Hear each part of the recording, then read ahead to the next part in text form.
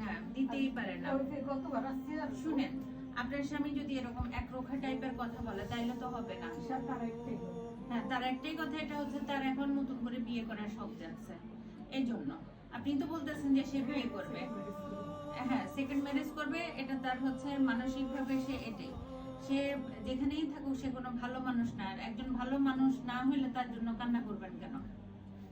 আপনি হচ্ছে পড়াশোনা করছেন, ইন্টার পাস করছেন, আপনি ভালো চাকরি পাবেন, মেয়ে নিয়ে আলাদা থাকতে পারবেন, মেয়েটারে বিয়ে দিবেন, আপনি আবার বিয়ে করবেন। সে যদি বলে যে সে আবার বিয়ে করতে পারবে, আপনি আবার বিয়ে করলে তো আপনার বাচ্চা কাচ্চা হইতেও পারে। সমস্যা তো আপনার হাজবেন্ডের মধ্যে, কান্না করেন কেন?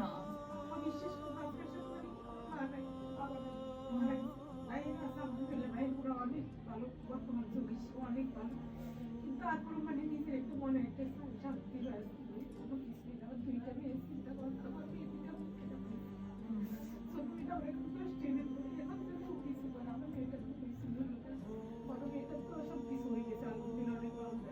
ভালো জায়গায় আছে সে, আপনাদেরকে দেখবে, আপনাকে আপনার মেয়েকে দেখবে, কান্দিয়েন না।